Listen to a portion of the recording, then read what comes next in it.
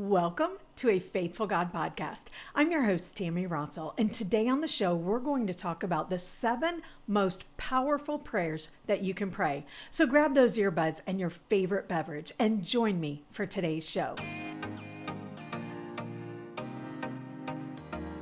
Well, hey friend, welcome back. Happy Friday. I am so excited to have you here. Listen, I know that, I guess what I'm trying to say is I know that you have a lot of choices out there. And the fact that you choose to show up each and every week just means the absolute world to me. And I am so grateful for it and so appreciative of you and just so honored to take this journey, this faith walk journey with you. So listen, I have heard from so many of you about last week's episode where we were choosing the focus, right? How to have your best year yet by unlocking a focus, right? Ditching those New Year's resolutions and those goals and actually having a focus for the year to really transform and experience that life-changing transformation and that, that lasting transformation in your life, right? Because New Year's resolutions and goals oftentimes just fall by the wayside. So I am so glad that it is blessing you and that you are truly enjoying it. Listen, if you haven't listened to it yet, be sure when you're done with this episode today, be sure to hop on over and listen to that episode because I know everyone is enjoying it. My DMs have been so full this week with everyone talking about it and just how much it's changing their lives and their perspective and the way they see really, really walking out their faith journey. So listen, wherever you are listening, whether you're listening on your favorite podcast player or watching on YouTube, be sure to subscribe to the show. We want to make sure that you're getting every episode. So listen, this episode has actually been months in the making. So several months ago, quite a few months ago, actually, I asked a question to my community in both on social media and in the email, my weekly email. I asked a question that got more answers than all the other years combined. All the other years that I have actually been doing this, all those years combined, I got the most answers from this one question. And the question was, what is your biggest struggle to prayer when it comes to prayer? I got so many responses in my email at that time and in social media, like I said, that I wound up, first and foremost, no sooner would I respond to one person and one or two more emails would come in. And I was constantly, which was great. And I loved it. I mean, I just feed on that and helping you. And so I got so many responses that I wound up opening up a spreadsheet. I just copied and pasted everything into it. And to see that the struggles that you are having when it comes to prayer, it just gave me so much drive and determination. And I spent a lot of weeks in prayer asking God, Lord, how can I best show up and serve these women in this capacity? How can I help them just become more confident when it comes to prayer? And so this episode has been in the making for a while. I've been adding to it, and I really am excited to bring it to you. So in today's show, we're going to talk about why the prayers you're praying right now aren't working, the 1% shift that you need to make in order to have effective prayers. And then finally, I'm going to give you the 7 most effective prayers that you can pray that are going to change your life. So listen, I've got you. You know that I've created a cheat sheet for you with these 7 prayers that you can pray. I want you to have something close by so you can tuck it in your pocket, in your back pocket, in your pocket, in your purse, wherever you want to put it. But and even slip it in your Bible or your prayer journal. But I will, if you wait till the end, I will tell you how to get that cheat sheet for you. So listen, I have a question for you. What do your prayers look like right now? Are they a long list of asks? Maybe you're getting bored of the questions you're asking, of asking the same prayer over and over and over again, and you feel like God isn't even listening.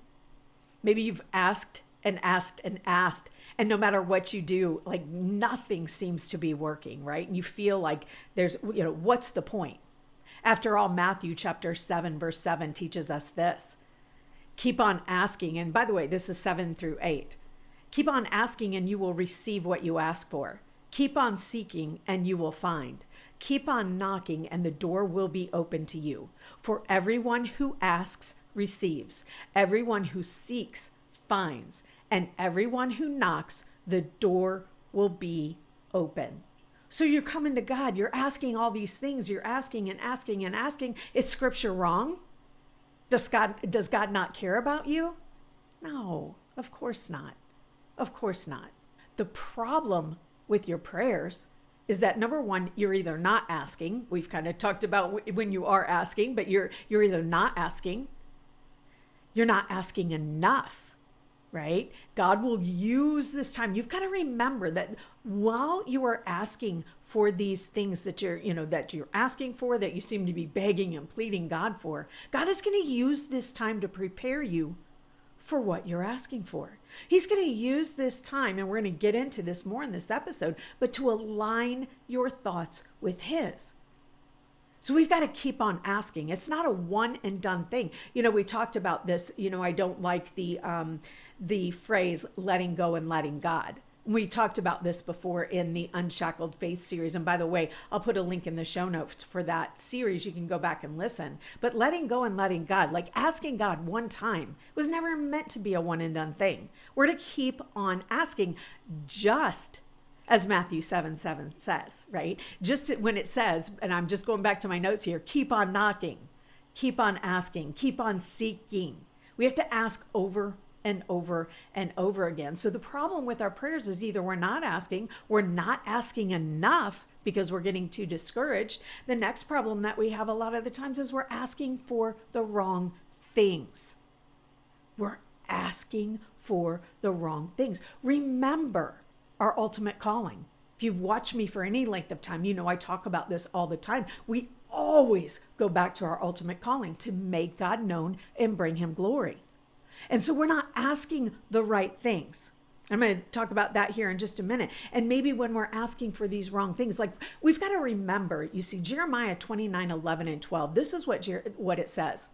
It says, not that one. It says, for I know the plans I have for you, says the Lord. They are plans for good and not for disaster, to give you a future and a hope. In those days when you pray, I will listen. So see, when you're praying right now and you're not getting what you're asking for, it's because you're asking for the wrong things. The fourth reason that you're not getting what you ask for is because you're asking for the wrong reasons. Did you catch that, my friend? I'm going to repeat that because that is really, really important. The reason you aren't getting what you're asking for is because you're asking for the wrong reasons. James chapter 4, verses 2 and 3 says this: you want what you don't have, so you scheme and kill to get it. You are jealous of what others have, but you can't get it, so you fight and wage war to take it away from them. Yet you don't have what you want because you don't ask for it. And even when you ask, you don't get it because your motives are all wrong. You want only what will give you pleasure. Let me go back to that, my friend. You want only what will give you pleasure. You see, you're asking for the wrong reasons. You're not making that ultimate calling first and foremost in your life. And hey, there's no judgment here, my friend. I don't teach from a pulpit. I teach right in the trenches with you. For most of my life, my prayers involved a long list of asks to please me and my family. It was all for the wrong reasons. It was never about God. So again, let me just recap. Number one, the reason we aren't getting what we're asking for, the reason our prayers aren't working is because number one, we're either not making that ask, we're not asking enough, we're asking for the wrong things, and we're asking for the wrong reasons. And so what we have to do, and this goes into step number 2, making a shift in the way we pray. You see this 1% shift, right? This small, tiny shift. If you've been listening to my podcast for a while, you've heard me mention this. And in fact, I think I even mentioned it last week in last week's episode. You've heard me say this. So in the book, Atomic Habits, phenomenal book about creating new habits, right? And so in this book, it talks about a plane leaving from LAX airport en route to New York. But the pilot gets in there, he straps himself in, he sits down, and he decides that day he's going to take and make a 1% shift in the nose of that plane. He's going to make that 1% shift just to the right. 1%, right? That seems so insignificant. But you see that 1% shift. They wind up landing in Washington, D.C., not New York. That's a huge difference, my friend. A huge difference.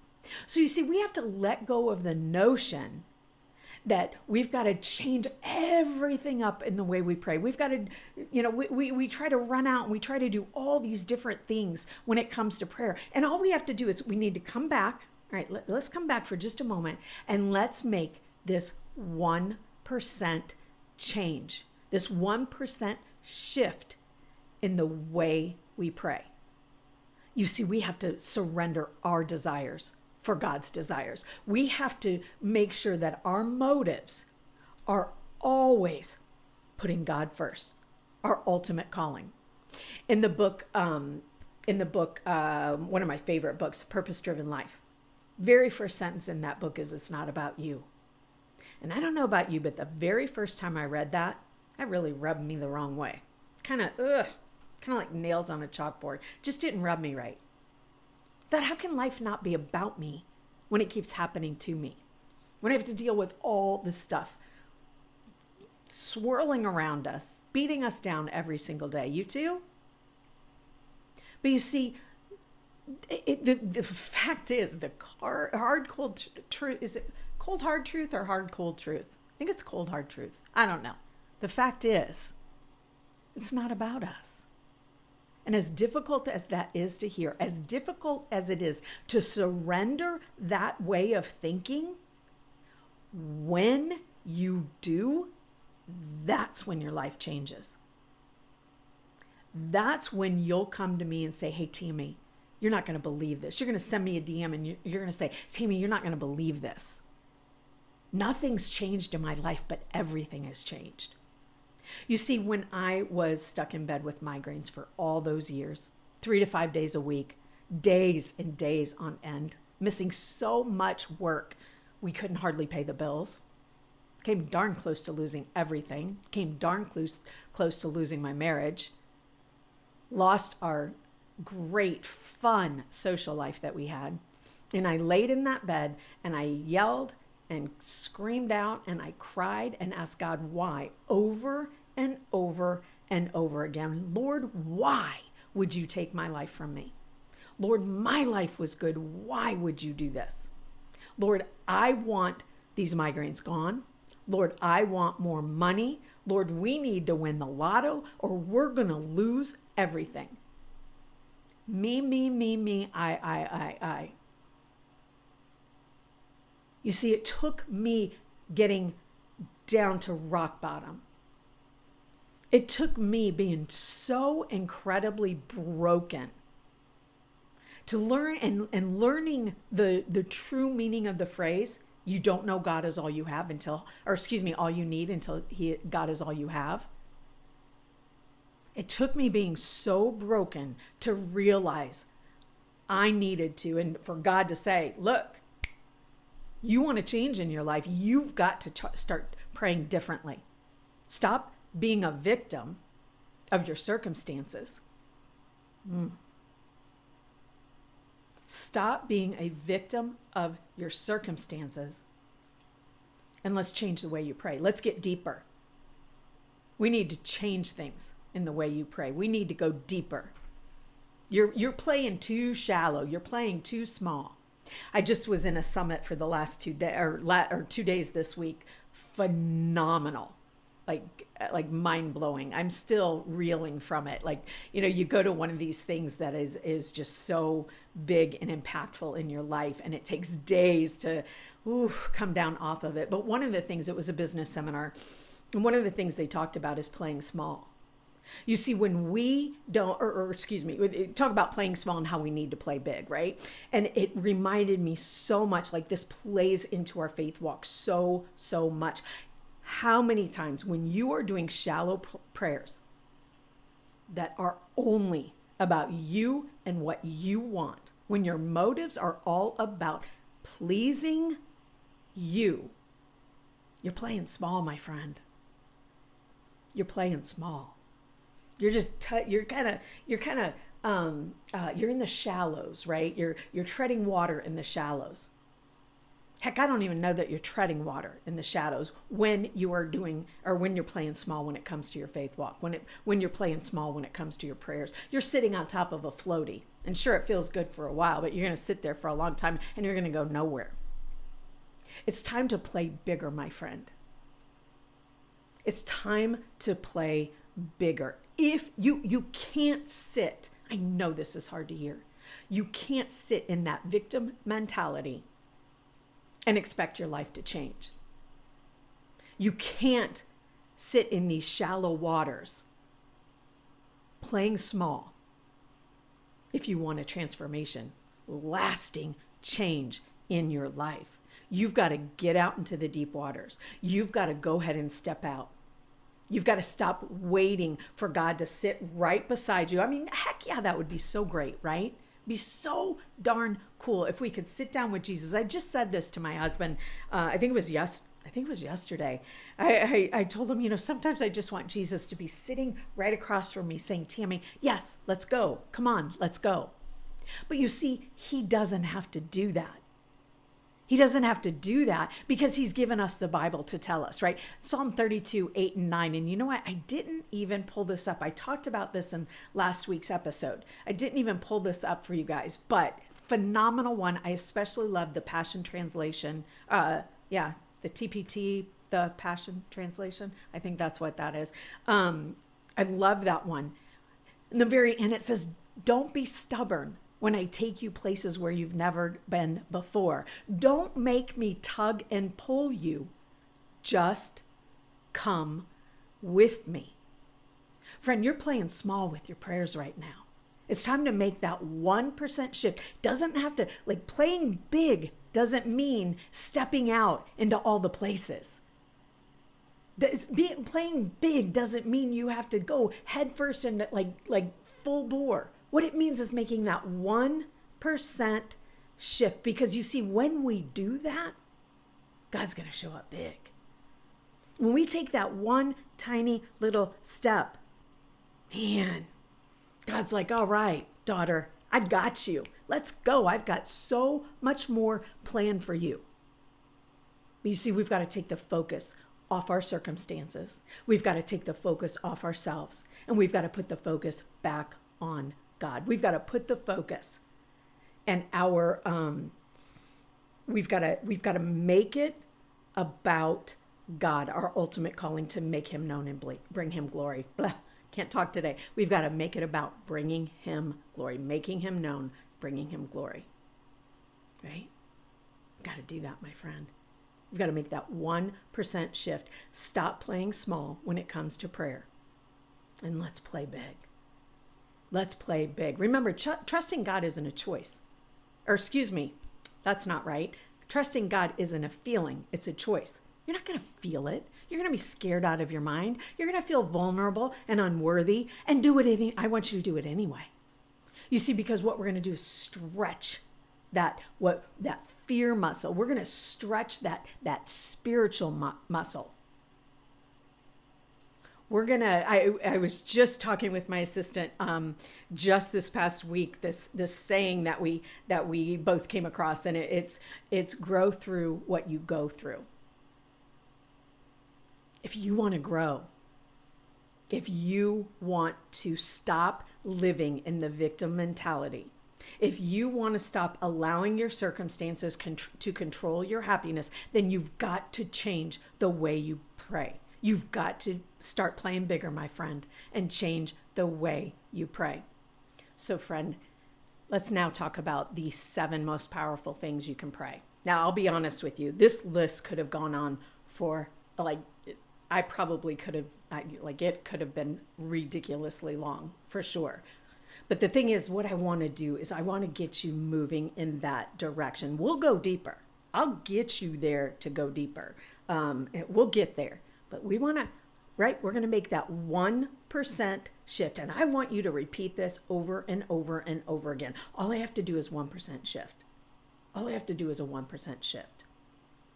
Okay? So the 7 most powerful prayers that you can pray. Let's go ahead and get those started now. Now remember, I have a cheat sheet for you. So you don't have to write all these down unless you like taking notes. I tend to process. I think we all do. I think research shows us that when we write something down, we process it better. But I created a cheat sheet for you so you don't have to. But if you want to, by all means. But I'll tell you how to get a hold of that at the very end. So the very first prayer that you can pray, most powerful prayer that you can pray is, Lord, remind me through the day to set my mind on you so that I can be refreshed by you. You see what that's doing, my friend, is that is helping us put our focus, asking God, right? We have to make that ask, right? What did Matthew 7:7 tell us? Ask, right? Ask, seek, knock. And so we make that ask and we say, Lord, remind me. Again, we're building those spiritual reflexes. We're pumping that spiritual iron and building those reflexes of creating a habit of going to God throughout the day. And so we make that ask, Lord, remind me through the day. And the more you do it, the easier it'll become, the more it'll become it'll be like second nature. A reflex that you do again and again and again. But you got to practice it. You got to practice and practice and practice and practice some more. And what do? We make that ask. We ask God to remind us throughout the day to take a pause, set our minds on Him so that we can be refreshed by Him. It's powerful. When we do that in the middle of our crazy day, it is powerful. Prayer number 2, change me, Lord. Align my desires with yours. Let me tell you what I have learned over the years. Now, this didn't happen in the beginning. I still shied back of difficulties. And it's still the first thing I want to do. The first thing I want to do is step back a little bit and go, I don't want to go down there. But what I've learned to do over time by pumping that spiritual iron, by building those spiritual reflexes, I've learned to say in the hard times, all right, Lord, show me what it is you want me to learn in this. Bring it on, Lord. Keep teaching me. You see, we've got to ask God to change us, to align our hearts, our desires, our goals with His. Because you see, when we start asking those things, God's going to start to align ourselves with Him, align us, our thinking, our thoughts, our hearts, our minds with Him. You start praying that prayer, change me, Lord. It's powerful. Prayer number 3, Lord, reveal any areas where I am not fully walking in a way that honors you. Reveal any areas where I'm still keeping from you, Lord. Reveal those areas. Let me tell you what's going to happen, my friend. This is humbling. It's humbling and it's hard. But you see, when God reveals those areas to us, then we can say, all right, I'm not going to play small anymore, Lord. I'm going to go all in. You've revealed this to me, so that what that means is that requires an action on my part, and I'm going to do my best to walk in alignment with you. Very powerful. Very, very powerful when you say, Lord, reveal those areas where I'm still holding back. Prayer number 4, Lord, how can I best serve you today? Every morning I wake up and say, Lord, how can I best serve you today? One of the things this does, my friend, first and foremost, this puts God first, right? Puts our ultimate calling at the very top of all we do. God's priorities, right? We've talked about that in, actually, we just talked about that a couple of weeks ago in our Advent episode. By the way, highly recommend going back and listening to that, but we go back to God's priorities. God is first. God is first. And when we say, Lord, how can I best serve you today? We're making it about God. We're making it about our ultimate calling to make him known and bring him glory.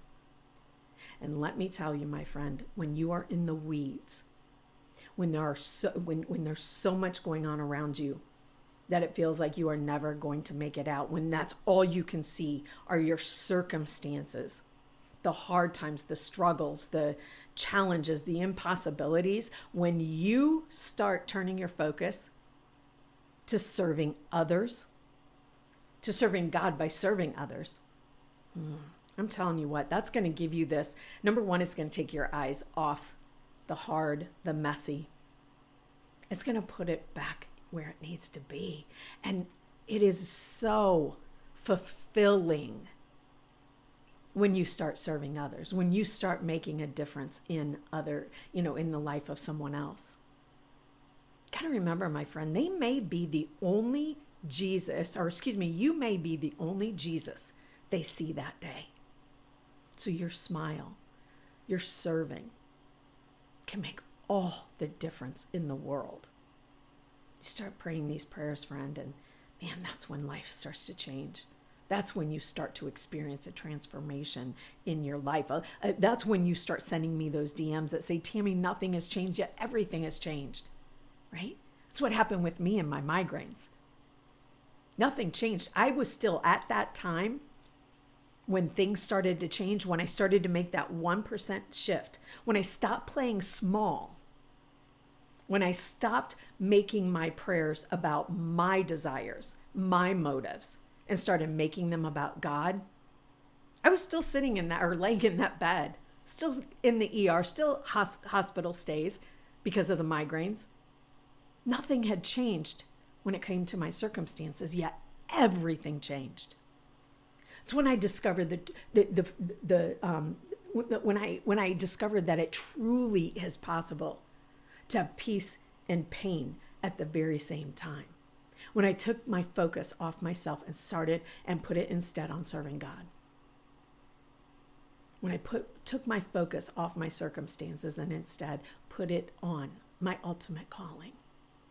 Number 5, Lord, help me be invisible so that your love and your light can shine through me. Such a beautiful one. When we actually, there's a song, gosh, now I'm not even going to think about it or think of it, and I didn't put it in my outline or anything. I don't know what it is, but I'm not sure which one it is. But anyway, what I love about the song is, even if things don't change, you are still my God. Even when things are hard and they don't turn out the way I want, you're still my God, and you still get all the glory.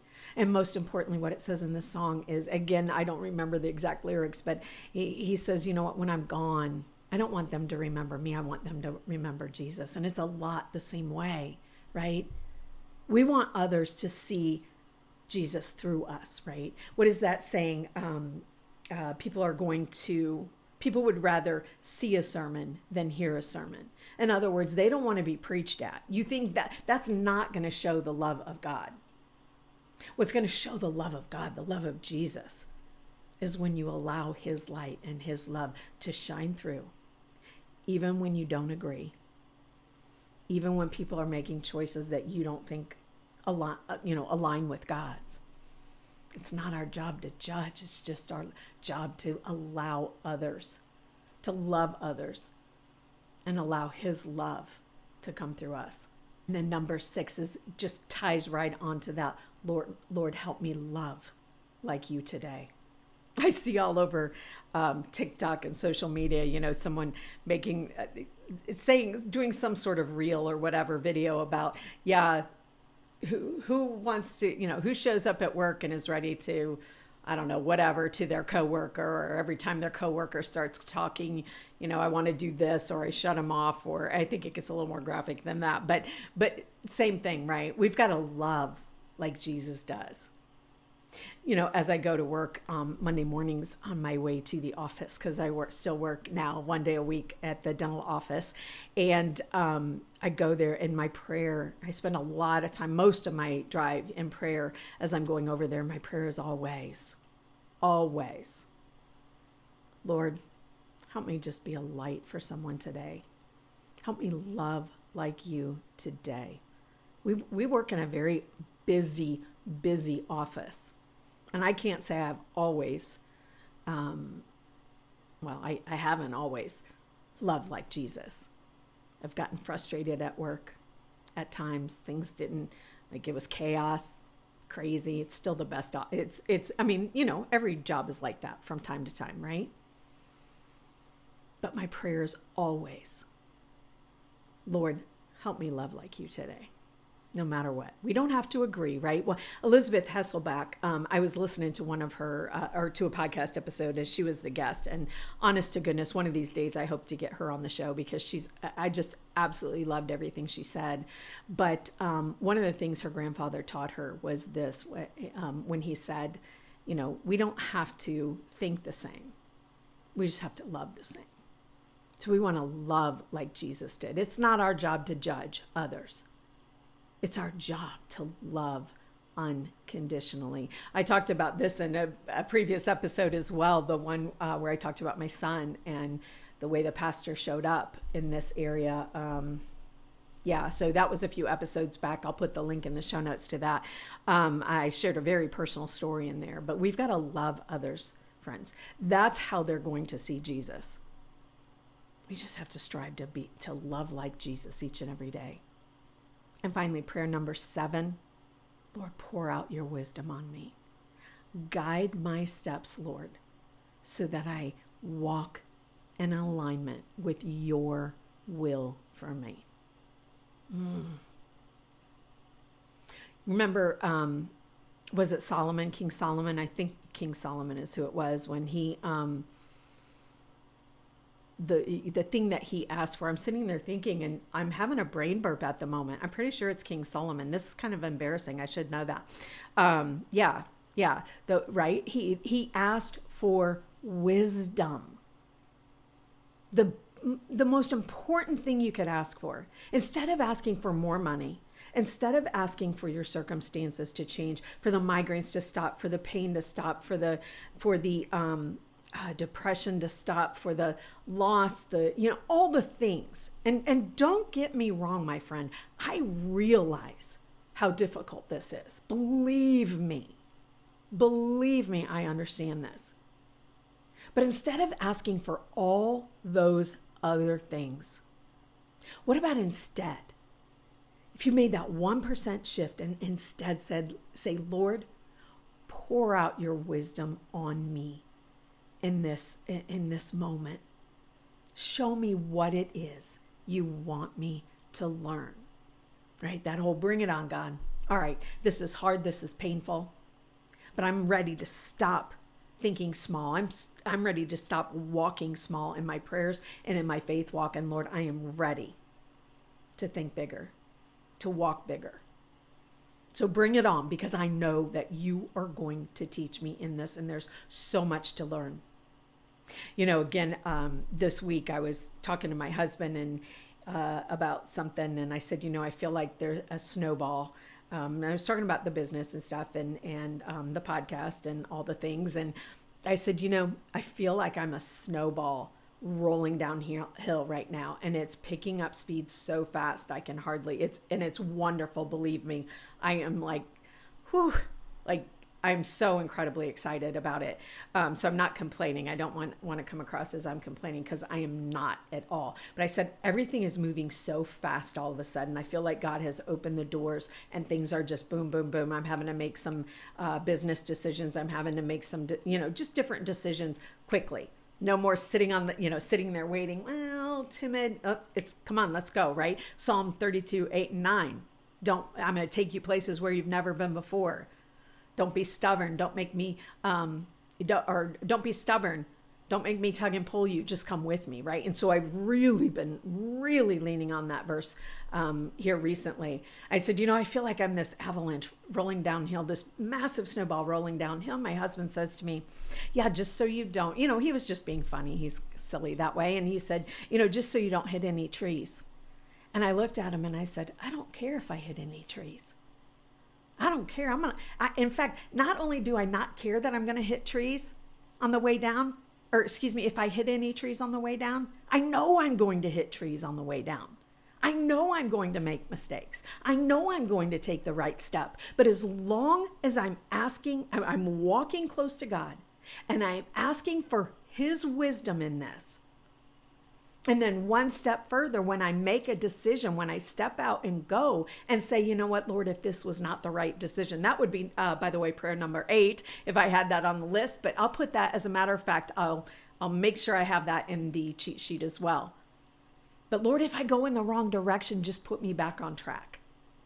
So you see, we have to trust. We have to think big. We have to stop thinking small. We have to stop praying small. We have to start praying bigger. Lord, I'm going to take that action. I'm going to take that action. So pour out your wisdom on me. Guide my steps, Lord. You're going to hit trees on the way down, my friend. When you step out and that snowball starts rolling, you will hit trees. Okay.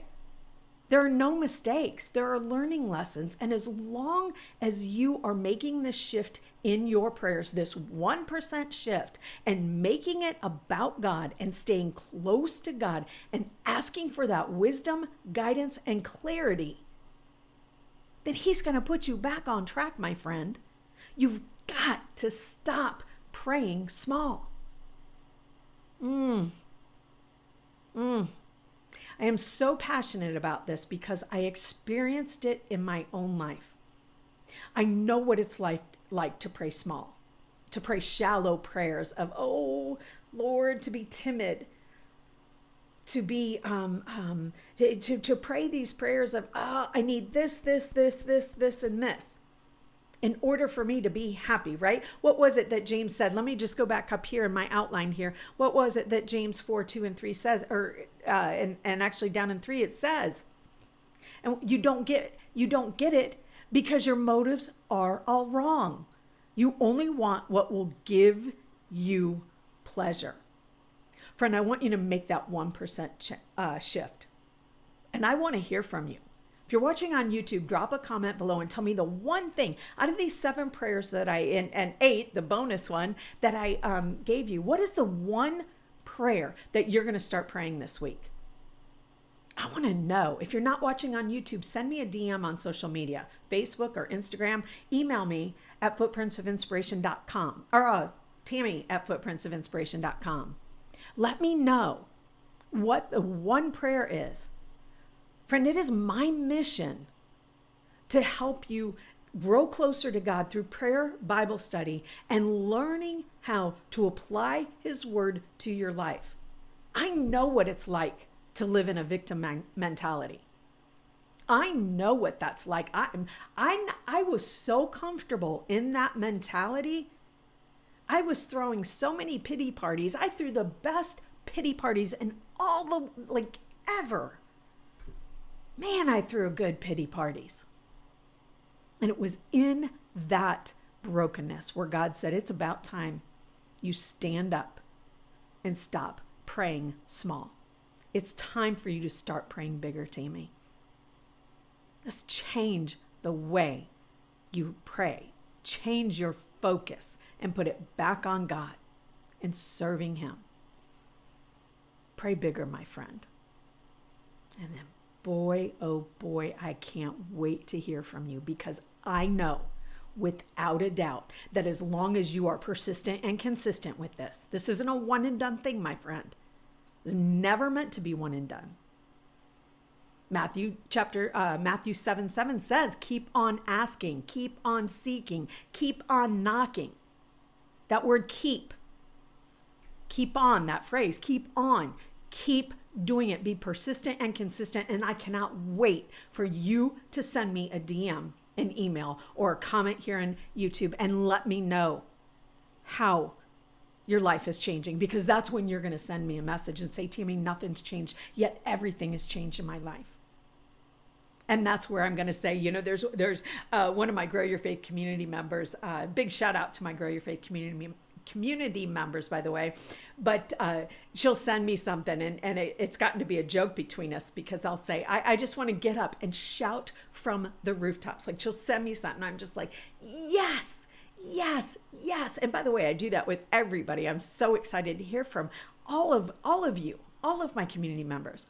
But with her and I, because I said one day, I think this is how it went, but I was like, I swear I'm going to jump out on my roof one of these days and shout from the rooftops, because I'm so excited for you. And so it's gotten to be a joke. And she's like, don't get on the roof. Don't get on the roof. I keep telling her, one of these days, I'm going to get on my roof and do this, take a picture up there. I may be scared out of my mind, but let her in just to see her, because my friend, you can experience that roof shouting transformation in your life, but you've got to shift.